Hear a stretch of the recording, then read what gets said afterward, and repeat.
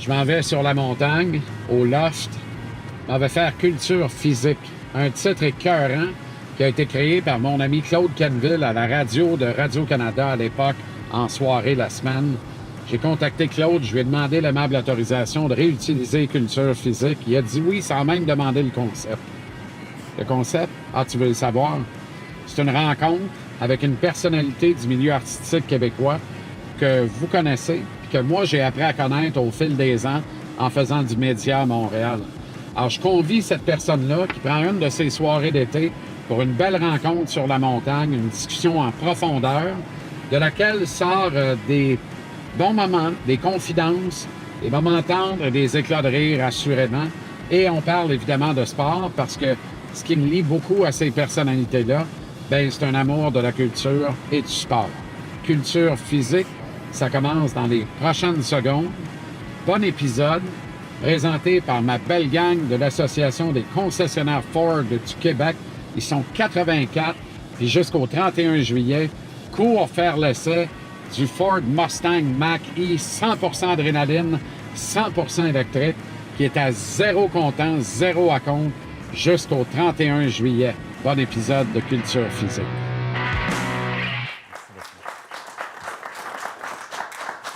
Vous étiez des enfants de bonne famille, essentiellement, des fils d'intellectuels, notamment. Absolument. On n'a pas parlé de Jean-Yves encore, mais on peut en parler. Ton père, qui est, mon Dieu, qui est un homme fascinant, un type bien qui, sauf erreur, actuellement...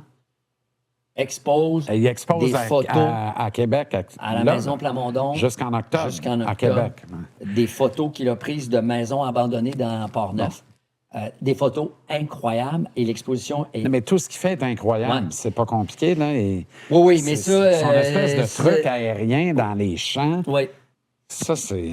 Mais écoute, si tu ouvres le livre Guinness de 1982, il est le détenteur du plus long texte au monde parce qu'il a fait labourer dans le champ en arrière de chez nous par des cultivateurs, 15 cultivateurs. Chacun avait sa lettre de 250 pieds par 300.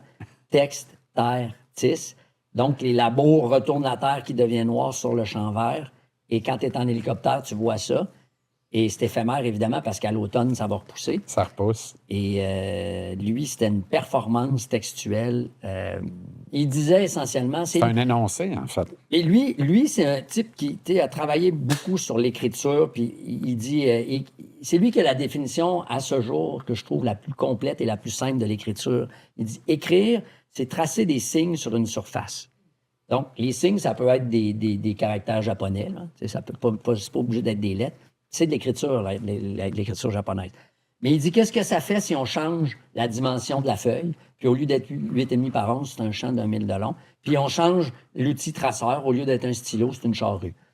Ben ça donne texte artiste, ça donne agrotexte, qui a été reconnu par le Guinness comme le plus grand texte au monde. Et moi, qui avais 10 ans à l'époque, c'était en 82, je marchais dans le champ avec lui pour mettre des piquets pour arpenter les lettres, pour dire aux cultivateurs où labourer. Et donc, j'avais les deux pieds dans le texte grâce à mon père qui, depuis toujours, je dis, moi, que le français, c'est ma langue paternelle parce que mon père est un patenteux textuel qui a fait 1001 affaires. La dernière en date étant ses photos extraordinaires de Rurex, qu'on appelle l'exploration rurale. Mais fait que cet élan-là, cette envie-là, cet amour pour la langue, les mots, c'est Jean-Yves, en fait. Ça vient de ton père. C'est Jean-Yves, mais ma mère était la ministre de la Culture dans la famille. Pas en reste, c'est ça. Vraiment pas. Ma mère, mon frère et moi, elle nous payait tous les billets de spectacle qu'on voulait aller voir à Québec. Bon, ça incluait évidemment Maiden, Metallica, puis toutes ces affaires-là. Ça vient avec. Mais avec les subventions ministérielles, il y avait aussi des décrets ministériels. Et à un moment donné, elle nous envoie voir, mon frère puis moi, une pièce de théâtre au Périscope, à la rue Crémazie. Ça dure 6 heures de temps. J'ai 16 ans, j'ai les cheveux là, mon chandail de Metallica, t'es-tu malade? Je vais pas aller m'enfermer 6 heures de temps pour voir du théâtre. La trilogie des Dragons, Robert Lepage. Et moi, avec mon frère.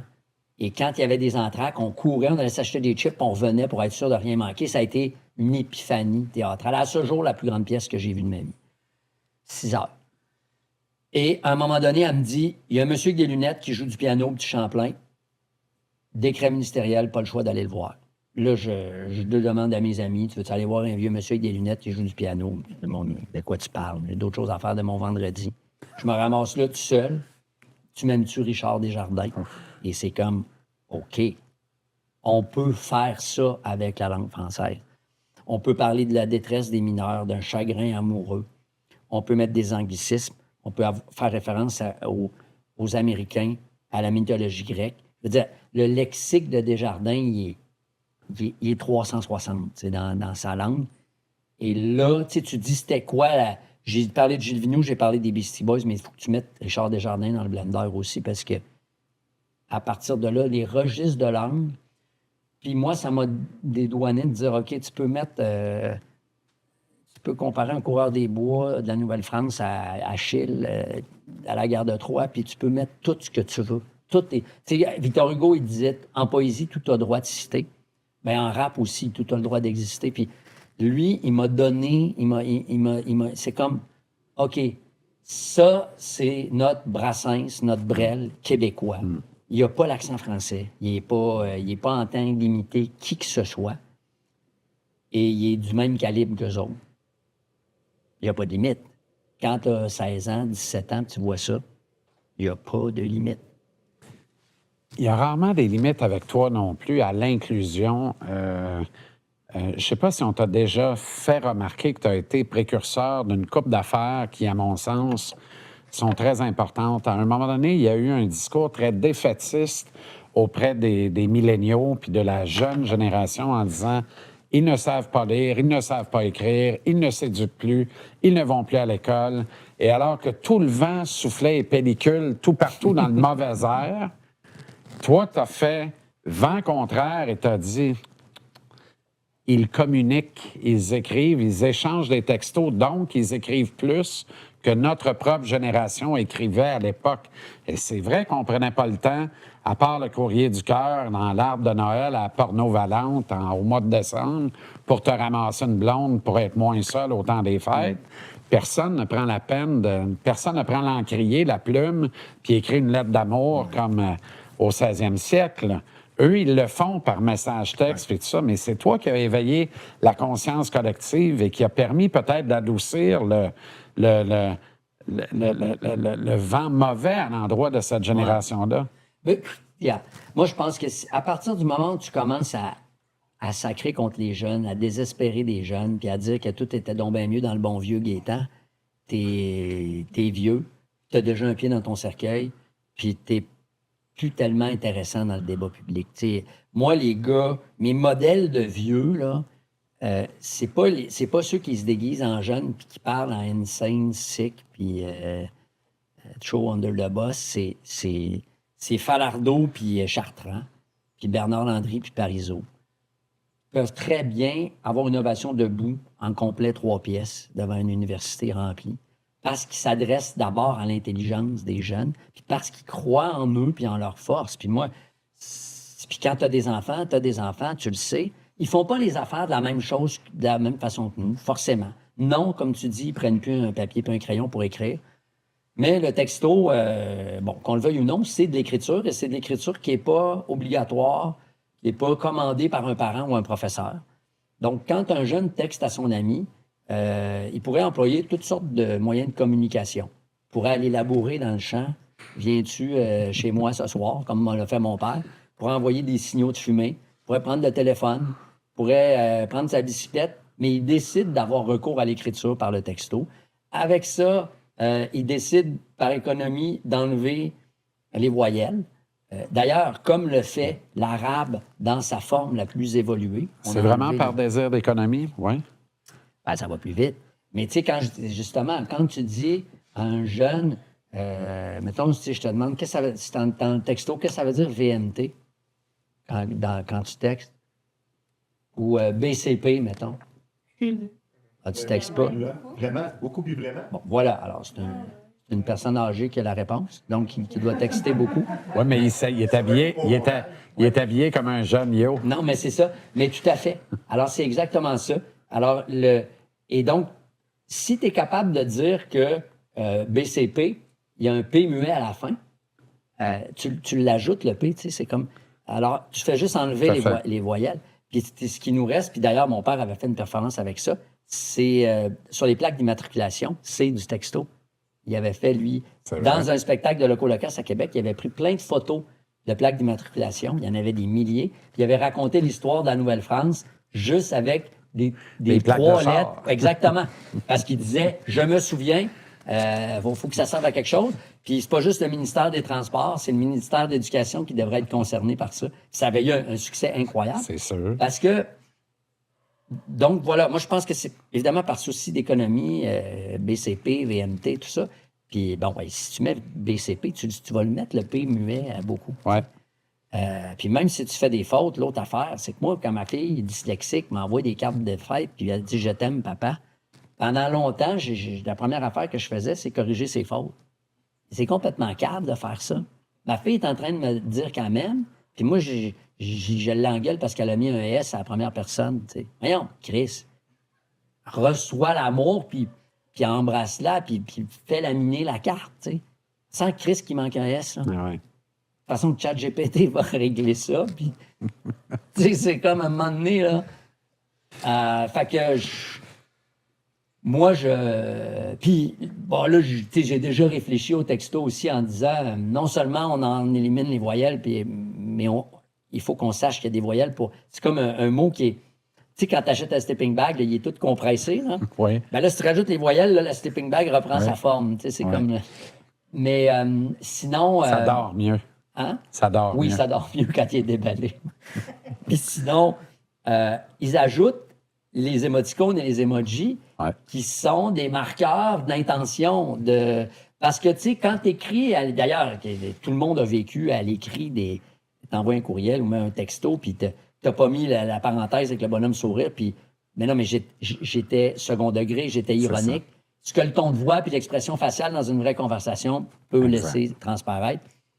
Ben eux, avec les emojis, avec les émoticônes, il y a tout un registre de nuances, d'informations à l'écrit que Baudelaire avait pas, là. Ouais. Alors, après ça, bon, on pourrait faire un podcast au complet sur pourquoi je suis découragé des jeunes, des milléniaux en particulier, qui ont abandonné l'indépendance.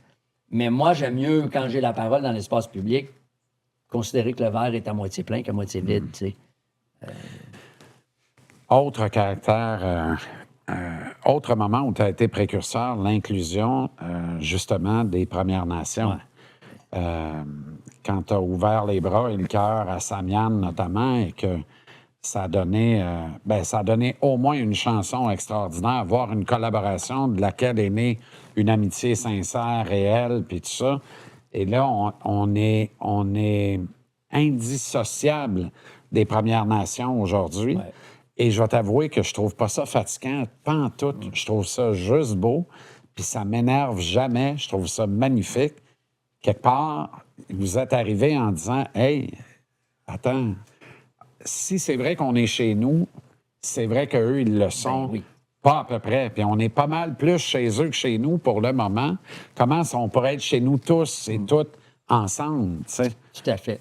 Ben, écoute, tout ça, c'est parti d'une réflexion dans le courant des années 2000. Moi, j'ai des amis qui viennent de partout dans le monde. La mère de mes enfants et son père vient de la Syrie. Syrie, oui. Donc, j'ai des Chiliens, Asiatiques, Maghrébins, Libanais, de partout dans le monde. Puis à un moment donné, je me disais, mes deux parents viennent de la Côte-Nord, Bécomo, cette-île, où il y a les Inuits. Et ma réflexion, c'est je ne connais personnellement aucun autochtone du Québec. Je connais du monde de partout dans le monde, je connais personne de mes voisins puis mes frères qui sont là. Ça n'a pas de sens. Ça n'avait aucun sens pour moi. Et il a fallu aller dans un festival de documentaires dans le nord de la France pour rencontrer un type qui s'appelle André Dudemaine, qui est un type extraordinaire, qui présentait des films des Premières Nations faits avec Wapikoni Mobile dans le cadre de ce festival-là. Et là, ben, on avait... c'était l'automne 2004. Shafik était resté à Montréal pour mixer à Montréal. C'était juste avant la sortie du disque. Et on avait du temps, une fois la journée finie, pour discuter autour d'une bière avec M. Dudemaine. Puis je disais justement ça, que je connaissais personne. Ben, il dit, moi, j'en connais un jeune, là. C'est un Algonquin, il fait du rap, il vient de Picogan. Puis tu viendras, là, on présente son vidéo à Wapikoni Mobile en revenant, là, 2 semaines après qu'on revenait. Tu viendras voir ça. OK, ça reste là. un peu comme une rencontre, tu sais, genre, on se rejoint en prochaine pleine lune au confluent de telle rivière puis telle rivière. Ouais. Puis ça reste là, puis On se donne rendez-vous. j'y vais. Tu sais, j'y vais. Je vois la vidéo de Samian, qui était son premier clip là, qu'il avait fait. Lui, à l'époque, il tournait des pizzas à Pizzeria Amos à 17 ans. Là. Puis je voyais tout le potentiel du truc. Évidemment, c'était pas arrivé à ce que Samian était maintenant. Et je vais le voir après. Je placote un peu. Puis là, j'ai dit, c'était du rap en français. J'ai dit, tu rappes-tu en algonquin? Il dit, ben non, pas vraiment. J'ai habité sur la réserve quand j'étais plus jeune, mais peut-être avec ma grand-mère, je pourrais me réapproprier la langue. Mais il dit, il faut que tu fasses ça parce que tu vas être le seul rappeur Anishinaabe du système solaire. D'un point de vue artistique, c'est une valeur ajoutée en maudit, ça. Et il est reparti avec ça. Moi, je lui ai donné rendez-vous à notre lancement de disque à la SAT 2 mois plus tard. Il a pris un billet d'autobus. Il s'est rendu. Il est arrivé. Je l'ai présenté au gars dans les loges. On a fait notre lancement. On a ouvert la scène à Sam. On a fait 2-3 beats. Puis là, je voulais voir de quoi il est capable. Il va-tu te choquer, là, comme dans le film d'Eminem? Ou bien, non, il était direct, il était correct. Et puis là, les gars ont trippé avec. Puis on partait en tournée, nous, en Abitibi. Fait qu'on l'a comme intégré dans la tournée en Abitibi. On est allé chez sa famille à Amos, manger du castor avec sa famille et tout. Fait que tout ça est devenu très organique. Puis à un moment donné, en 2006, je pense, il travaillait sur son premier album, puis il nous a demandé ce que la moitié des rappeurs du Québec nous avaient demandé, un feat avec eux autres, une collaboration pour une chanson. Puis on avait toujours dit non parce que c'est très long à écrire pour nous autres, puis on est un peu paresseux, puis on gardait toutes nos affaires pour nous autres. Mais Samian, les trois, on a été unanimes, il faut qu'on fasse quelque chose avec Sam parce que oui, il y a le potentiel de faire une bonne chanson, on est inspiré, mais il y a surtout le potentiel de faire quelque chose qui est plus grand que cette chanson-là, qui est une réconciliation. Bien avant qu'on parle de la Commission Vérité-Réconciliation de 2016, donc 10 ans avant le temps, il y a quelque chose, et la chanson, Shafik a intégré du tambour, des chants traditionnels, la grand-mère de Samian qui parle en Anishinaabe. Et nous, on rappe en algonquin dans le couplet, Sam rappe en français. Il n'y a pas plus... Ça s'appelle La Paix des Braves, inspiré par La Paix des Braves, qui est signé par Ted Moses puis Bernard Landry. Et donc, on n'a pas besoin de faire des conférences pendant 3 jours pour dire que c'est important qu'on se réconcilie avec nos amis. On écoute la toune, puis c'est réglé. T'sais. À ce jour... Moi, on m'a souvent demandé, c'est quoi ton podium de chansons de Loco-Locast les plus importantes, les plus marquantes, celles que tu penses qui vont te survivre là, longtemps. Puis, dans le désordre, le top 3, c'est Le But, Libérez-nous des libéraux, puis La Paix des Braves. C'est comme pour moi, si j'en avais 3 à choisir qui nous représentaient, ça serait ces 3-là, là, pour envoyer ça à la lune. Puis, c'est une chanson. Puis, oui, on a donné un coup de main à Samian parce qu'on était établi puis on le parrainait d'une certaine mesure, comme Eminem a fait avec 50 Cent puis tant d'autres. Mais lui nous a donné un visa diplomatique pour les Premières Nations du Québec. Parce que moi, à ce jour, j'ai visité peut-être une douzaine de communautés. Il y en a 50 au Québec, représentées par 11 Premières Nations. Et à ce jour, quand je vais dans les communautés francophones, du moins, je suis toujours bien reçu comme un coureur de bois, un allié, parce qu'ils ont écouté la chanson. T'sais. Donc, cette chanson-là, elle dit tellement en 3 minutes que... Puis, elle a généré des amitiés, des collaborations. J'ai reçu un courriel encore cette semaine pour aller faire un atelier d'écriture avec des Inuits dans le Nord, qui est une des seules communautés que je n'ai pas visitées encore. Avec grand plaisir. Je dis jamais non aux Premières Nations. Tu as placé Le But 3e. Ben, dans le top 3. Est-ce que Libérez-nous des libéraux, c'est pour la valeur populaire, la valeur ajoutée, en fait, ce qu'elle a apporté, ce qu'elle a représenté? Je ne veux pas la diminuer en disant ça, mais des 3, si moi j'en ai une à retirer, je vais retirer celle-là, bien qu'elle m'amuse encore aussi follement aujourd'hui. Mais La Paix des Braves, c'est un hymne qui est colossal, qui est gigantesque. Le But, c'est l'hymne du hockey, qu'on le veuille ou non. C'est l'hymne du hockey le moins payant de l'histoire des hymnes du hockey. Mais... C'est pas Crazy Train puis c'est ça. Puis Forum de Bell-Stolz, mettons. Mais c'est l'hymne du hockey quand même. D'ailleurs, le but, venons-en à 2008 ou 2009, on s'en rappelle pas, puis c'est pas grave. Si c'est 2008, tant mieux. Ça fait encore un an de plus qu'on se connaît, puis c'est tout. Mais quel cadeau, mon gars. Pour vrai, là, moi, je ne m'attendais pas, mais pas du tout à ça. Moi, je suis énervé. Je suis, comment on dit, starstruck en excellent français de Montréal-Nord. Célébloui. Je suis célébloui de recevoir Loco Locas à la radio un vendredi midi. Quand tu me tends ce disque compact gravé, écrit au Sharpie, le but, Loco Locas, et que je l'entends pour la première fois en même temps que tout le monde, parce que ça n'a pas été joué nulle part. C'est une maquette. Elle n'est pas finale. Il y a eu quelques corrections après, puis il y a eu évidemment l'ingénieur de son qui s'en est mêlé avec Shafik, puis tout ça. Mais, mon gars, j'étais soufflé. J'ai encore ce CD-là. Puis, je n'étais pas paresseux, je l'aurais ici sur la table. Là, mais là, il fallait que j'aille fouiller dans les boîtes. Puis, ça me tentait pas de refaire la scène de Graton dans le garage une autre fois. Là. C'est ça. Ça fait 7 fois que je l'ai fait cet été. Tout déviangé, cette petite boîte-là. Tabarnak, le calice. Calice. Non, oui. Sortir de là avec un black eye parce que j'ai eu une boîte sur la gueule. En tout Puis cas, envoyer dedans. si jamais tu vas le chercher, filme-toi à le C'est chercher, sûr, ça va être c'est du sûr. bonbon. Je perds des millions de views. C'est clair. Mais Ben, le but, tu sais, c'est sûr qu'elle a bien ça a marché. été long. mais- Vous n'avez pas fait ça. Tu sais, c'est pas Prince qui écrit One Dove's Cry en 14 Non. minutes avant d'aller prendre un bain. Là. Tu sais, si tu veux savoir, elle a pris plus de temps à écrire que Libérez-nous et la paix des braves réunis. Exactement, ou à peu près 2 ans et demi. C'est la Quand toune même. c'est la toune qu'on a le plus travaillé, Quand forcément, même. parce que elle avait un défi particulier qui était celle d'être un hymne sportif populaire. Shafik a écouté des milliers de chansons de stade européens. Il a utilisé la pulsation de We Will Rock You. Le tempo a été calculé. Les paroles à la fin pour que ça soit chanté par le plus grand nombre. Ça peut pas être du Baudelaire. Là. T'sais, Allez Montréal, même les Anglais sont capables de le dire, mais il faut trouver la bonne mélodie. Puis si elle est bonne, la mélodie, il faut qu'elle soit simple, parce qu'une foule, ça a 4 ans. Mais si elle est simple, elle a peut-être été trouvée par quelqu'un d'autre, donc tu copies quelqu'un d'autre. Donc c'est très difficile de faire de la musique pop originale. Ouais.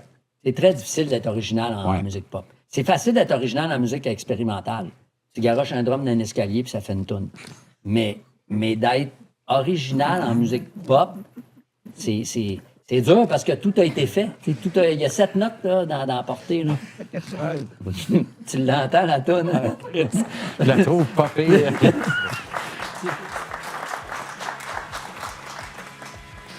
Merci d'avoir été là. Sois là demain pour la suite de la grande entrevue sous le thème Culture physique, une présentation de l'un ou l'autre des 84 concessionnaires Ford du Québec qui, jusqu'au 31 juillet, te propose le Ford F-150 Lightning XLT à 10 000 $ de rabais. Consulte cette offre et toutes les autres. Tape Ford.ca/JC en liberté. Ford.ca/JC en liberté. À demain.